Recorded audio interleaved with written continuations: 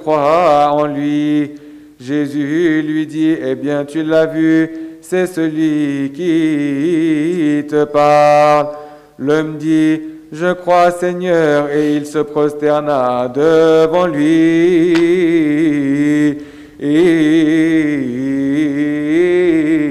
Gloire à Dieu éternellement. Amen.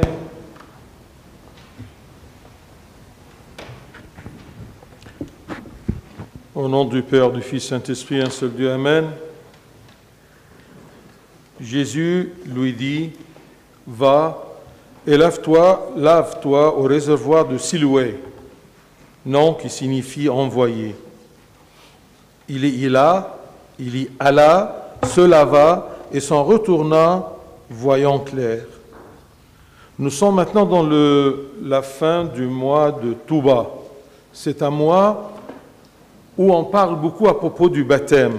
C'est le mois qui suit le mois de Kiak, de la nativité du Christ. Alors, durant les dimanches de ce mois, on entend beaucoup à propos du baptême. Et n'oublions pas que le Christ a été aussi baptisé durant ce mois de Touba, le 11 Touba. Dans le baptême, on reçoit beaucoup de choses. C'est très important, le baptême. C'est pour cela que ce texte-là, on l'écoute, ou plutôt on le lit dans l'Église 2 fois par an. Une fois aujourd'hui, c'est le 4e dimanche de Touba, et encore une fois durant le grand carême, dans le dimanche où on baptise les gens qu'on appelle Had Tanassir, où on baptise les gens. Alors dans le baptême, on reçoit beaucoup de choses. On reçoit le pardon des péchés, on reçoit une nouvelle naissance de Dieu, on reçoit une illumination, et 4e chose, eh bien, on se revêtit du nouvel homme, une nouvelle nature. Donc, nous sommes par le baptême, nous sommes nés de Dieu, on devient enfant de Dieu. Et puisque Dieu est lumière, eh bien, donc, on devient enfant de lumière, et on doit marcher dans la lumière. Dans le baptême, le Christ nous donne des yeux illuminés pour le voir, pour le bien connaître, pour connaître ses actes, pour évaluer son amour. Ce sont des yeux du cœur. Et pour voir aussi le chemin resserré et la porte étroite qui mène à la vie éternelle. Ça, c'est l'illumination. Regardez, c'est écrit au premier épître de Saint Jean.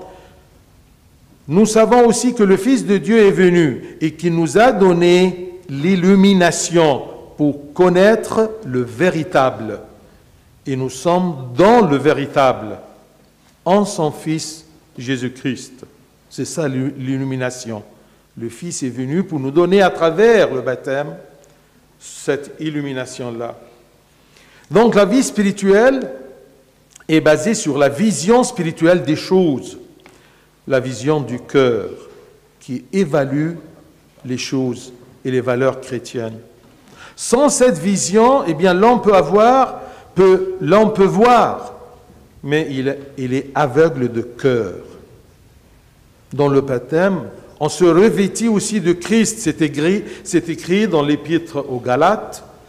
Vous tous qui avez été baptisés en Christ, vous avez revêtu Christ, une nouvelle nature. Tout ce qu'on reçoit dans le baptême, c'est parce que l'eau du baptistère, l'eau dans les fonds baptismaux, n'est pas une eau normale. Ce n'est pas une eau normale comme dans les rivières, non. Eh bien, par les prières célébrées par le prêtre, il y a ce qu'on appelle la liturgie du baptême. L'Esprit Saint est invoqué pour transformer cette eau-là en eau qui donne le pardon, la nouvelle naissance, l'illumination, la nouvelle nature, le nouveau revêtement. C'est pour cela que le Christ a dit à l'aveugle-né, va et lave-toi au réservoir de Siloué. Il ne lui a pas demandé d'aller se laver n'importe où ou avec n'importe quelle eau, mais avec l'eau du réservoir de Siloé. Siloé, nom qui signifie l'envoyé. Qui est l'envoyé que le Christ? Comme exactement, ce changement de l'eau, c'est comme exactement dans le sacrement de l'Eucharistie. Le prêtre, par des prières, la liturgie de l'Eucharistie invoque le Saint-Esprit pour transformer le pain et le vin en corps et sang du Christ. Et même à la fin du baptême, parfois vous ne remarquez pas ça, à la fin du baptême, le prêtre cite une prière qu'on appelle la prière d'évacuation des eaux, où il demande à Dieu de rendre cette eau-là, des fonds baptismaux, à sa nature primitive pour être évacuée comme une eau normale. Saint Jean Chrysostome, il nous parle à propos du baptême en comparant le combat de l'homme avec au combat d'un aigle et un cochon. Saint Jean Chrysostome nous explique ce combat-là continuel entre le nouvel homme qui veut marcher dans la lumière, qu'on a reçu dans le baptême, ou à travers le baptême, et le combat avec le vieil homme, qui veut vivre selon les convoitises de la chair. Un combat entre un cochon et un aigle. Qui domine l'autre? Eh bien, durant la vie sur terre, durant ce combat, parfois l'homme perd ce qu'il a reçu dans le baptême, en donnant à manger, engraissant le cochon, la chair, le vieil homme. Alors, il domine l'aigle, qui est le nouvel homme, qui veut s'envoler et évoluer et monter dans les lieux célestes. C'est ça le combat. Alors, ce que tu as reçu dans le baptême, cet nouvel homme, cet homme qui veut et qui aime et qui cherche à suivre le Christ, à suivre le chemin qui mène au royaume des cieux. Est-ce que tu as perdu celui-ci ou non? Est-ce que c'est le cochon qui domine ou c'est l'aigle qui domine? Est-ce que c'est les convoitises de la chair et de l'ego de l'homme qui dominent ou sa volonté de suivre et d'hériter le royaume des cieux? Vous voyez, durant la vie, durant ce combat, bien parfois l'homme, comme je vous ai dit, perd ce qu'il a reçu dans le baptême. Et quand on perd ces choses-là, qu'est-ce que le Christ nous dit? Il nous dit exactement ce que vous avez entendu aujourd'hui. Va, lave-toi au réservoir de Siloé, nom qui signifie l'envoyé. Quel est ce réservoir de Siloé aujourd'hui? C'est le sang et le corps du Christ. Alors le Christ, il vient toujours dans vos oreilles, il vous dit, va, lave-toi dans l'autel de l'envoyé, dans le sang et le corps de l'envoyé de Siloé.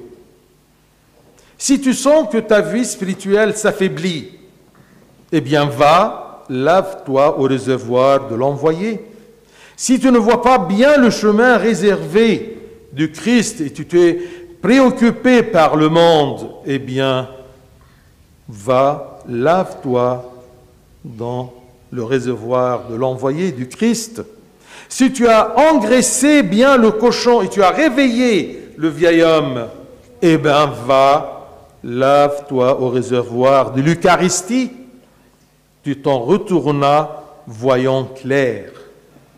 Si tu ne remarques pas que ton habit propre que tu as reçu dans le baptême, si tu remarques bien que ce nouvelle nature, ce nouvel revêtement a pris des taches, eh bien va, lave-toi au réservoir du Christ. Tu t'en retourneras revêtu du Christ. Les enfants lavés et renouvelés dans l'eau du baptême ont des yeux qui peuvent voir la main de Dieu invisible. Ils peuvent voir cette main invisible qui œuvre dans leur vie. Mais les enfants du monde, ils peuvent recevoir les mêmes choses, mais ils ne voient pas la main de Dieu derrière ces choses-là. Mais les enfants de Dieu, avec ses yeux, cette illumination, eh bien, ils peuvent voir cette main invisible de Dieu et ainsi ils glorifient l'Éternel. Eh bien, si tu n'arrives pas à voir la main de Dieu dans ta vie, eh bien, va, lave-toi dans la parole de Dieu. La parole de Dieu n'est que le Christ. Va, lave-toi dans la parole de Dieu et tu t'en retourneras voyant clair. L'importance de ne pas remettre pardon. L'important, ce n'est pas de remettre, l'important, c'est de ne pas remettre d'aller se laver au réservoir de Siloé.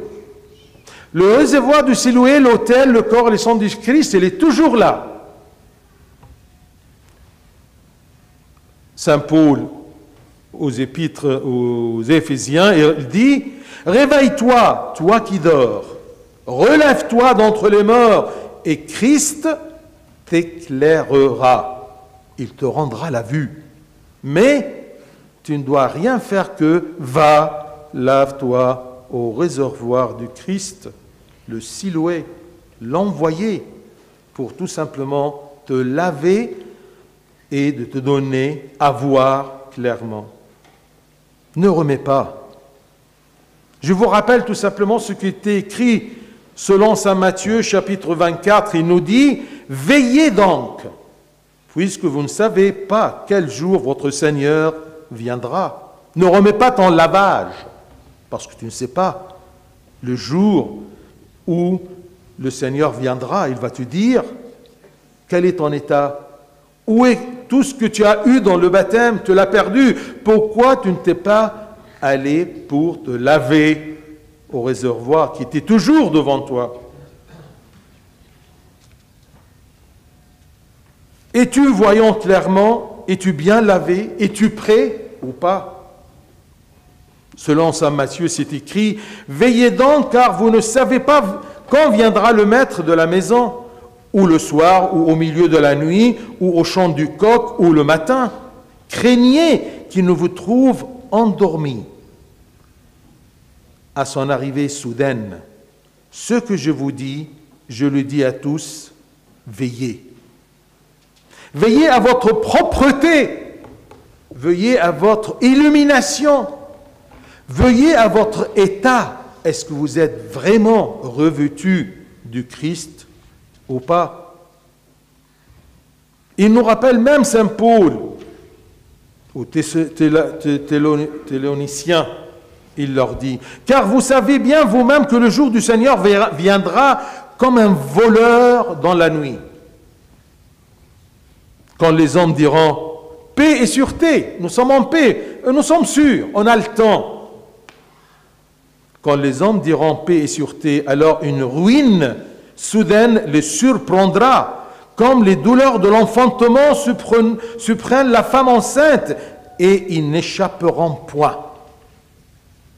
Ce n'est pas la peine de remettre le lavement. Mais écoutez bien la voix de Dieu quand il vous dit « Va, lavez-vous au réservoir de Siloé », qui veut dire l'envoyer. Que le Seigneur nous donne cette vigilance pour être toujours prêt, bien lavé et voyant clair. شهر طوبة دائما الشهر اللي تتكلم فيه الكنيسة دائما عن المعمودية، لأنه ما تنسوش إنه في شهر طوبة كان عيد الغطاس، معمودية المسيح. وعشان كده بنقرأ الإنجيل دوت مرتين في السنة، في حد التناصير في الصوم الكبير، وكمان النهارده في آخر شهر طوبة. إذا كان كياهة شهر العذراء والميلاد، طوبة ده شهر المعمودية. وعشان كده النهارده سمعنا مكتوب في الكتاب وقال له اذهب اغتسل في بركة سلوام الذي تفسيره مرسل، فمضى واغتسل وأتى بصيرا. في المعمودية بنحصل على حاجات كتيرة جدا، هختصرها في 4 نقط، اللي هي المغفرة. لما بنتعمد بناخد المغفرة، بناخد ولادة تانية، بنتولد من الله. في الأول كنا بني آدمين، دلوقتي بالمعمودية بقينا بني الله، ما بقيناش بني آدم، بقينا بني المسيح، ولادة جديدة. وبناخد استنارة، عشان كده سر المعمودية بالعربي بنسميه يعني سر الاستنارة. وفي كمان بنلبس الإنسان الجديد، بنلبس طبيعة جديدة، بنلبس المسيح. احنا مولودين من المسيح، من المعمودية مولودين في المسيح ومن المسيح، والمسيح هو نور العالم، فاحنا أولاد نور، اتولدنا أولاد نور، نبحث على طريق النور ونسلك في النور. وبيدينا استنارة عشان نشوف الطريق الضيق والباب الضيق اللي ممكن نعبر منه، ونشوف كويس فين الباب ونخش منه عشان نروح الملكوت. في يوحنا، رسالة يوحنا الأولى يقول لنا: ونعلم إن ابن الله قد جاء وأعطانا بصيرة لنعرف الحق، ونحن في الحق في ابنه يسوع المسيح. لما تبقى في المسيح، لما تبقى لابس المسيح في المعمودية، تبقى أنت في الحق وتبقى مستنير بالمسيح. أعطانا بصيرة عشان نعرف الحق. ممكن تلاقي حواليك ناس علماء وناس بيفهموا في كل حاجة، لكن ما عندهمش البصيرة ديت، فمش عارفين الحق، عارفين بس الأبحاث والعلم والعالم واللي في العالم، لكن الله والملكوت مش شايفين. البصيرة دي يا أحبائي تخلي الواحد يشوف إيد ربنا غير المنظورة في حياته. لكن في ناس عايشة وبتحصل على نفس الحاجة، لكن مش شايفة إيد ربنا الخفية وراها. لكن احنا أولاد الله، ولاد النور المتعمدين المغسولين في المعمودية، نشوف إيد ربنا اللي محدش شايفها، لكن احنا اللي بنشوفها، لأن عندنا نور البصيرة ديت، هي اللي بتنور عينينا، بنشوف إيد ربنا غير المنظورة. المسيح ما قالوش روح اغتسل في أي مكان، قال له روح في بركة سلوام الذي تفسيره المرسل، مش أي مية. عشان كده مية المعمودية مش أي مية. في حاجة اسمها قداس المعمودية. لما تفتحوا الكتاب بتاع المعمودية كده تلاقي أبونا بيصلي قداس المعمودية، زي قداس بالظبط التناول. في قداس التناول ربنا بيستدعي الروح القدس عشان تحل على الخبز والخمر وتحوله إلى جسد ودم المسيح. نفس القداس بقى، بس قداس تاني، قداس المعمودية الله يستدعي الروح القدس بصلوات عشان تحول المية العادية ديت إلى مية حياة، مية طبيعة جديدة، مية مغفرة، مية استنارة. وعشان كده في الآخر وانتوا بقى بتزرغطوا وبتلبسوا العيل ومش عارف ايه وبتتصوروا، تلاقي ابونا بيصلي صلاة صرف الماء. صلاة صرف الماء دي ربنا بيطلب من ربنا، بيقول له يا رب عيد هذه المية إلى طبعها الأول لكي ترجع إلى الأرض. مية مهمة، مش أي مية. اذهب واغتسل في بركة سلوام. يوحنا ذهبي الفم اتكلم عن المعمودية وعن الإنسان العتيق اللي بندفنه في المعمودية وبنخبطه على دماغه فبينام، والإنسان الجديد اللي بناخده في المعمودية، الطبيعة الجديدة، نلبس الإنسان الجديد. عشان كده يقول لنا أنتم الذين اعتمدتم في المسيح قد لبستم المسيح. فيوحنا ذهبي الفم يقول الصراع في الإنسان وهو عايش عامل زي الصراع بين خنزير ونسر مربوطين بحبل. مين اللي بيقوى على التاني؟ هل النسر يرفع الخنزير ولا الخنزير اللي يشد النسر؟ حسب انت بتعمل فيهم ايه. هل بتغذي النسر فيقوى يشد وينتشل الخنزير، ولا بتقوي الخنزير الجسد وشهواته والعالم وانشغالاته ومعرفته وحكمته فيتخن الخنزير ويشد على النسر؟ هو ده الصراع. فلما تلاقي نفسك ابتديت تخسر حاجات من المعمودية، استمع إلى صوت المسيح اللي بيقول لك اذهب واغتسل في بركة سلوام. اذهب واغتسل في المذبح، اذهب واغتسل في جسد ودم المسيح. لما تخسر حاجة وتشعر انك خسران حاجة من الحاجات الحلوة ديت، روح اغتسل على المذبح، اغتسل في سلوام المرسل في المسيح، والمسيح هو كلمة الله. افتح الكتاب المقدس واقرا فيه، افتح مزاميرك واقرا فيه. اذهب واغتسل في بركة سلوام الذي تفسيره المرسل. اهم حاجة في القصة دي كلها انك ما تأجلش اغتسالك، لانه زي ما انتم عارفين دايما الكتاب المقدس يقول لنا لأنكم أنتم تعلمون بالتحقيق إن يوم الرب كلص في الليل هكذا يجيء، لأنه حينما يقولون سلام وأمان.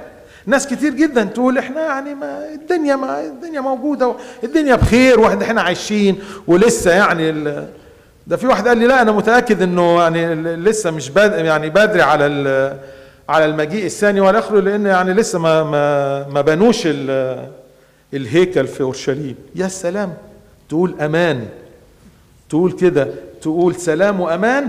حينئذ يفاجئهم هلاك بغتة كالمخاض للحبلى فلا ينجون. يبقى ما تأجلش اغتسالك. ربنا يا احبائي يعطينا استعداد دايما ان احنا نكون في يقظة روحية، نكون دايما مستعدين مغسولين في المسيح ومستنيرين بنوره الإله العجيب، له المجد الدائم إلى الأبد آمين. Oniatochen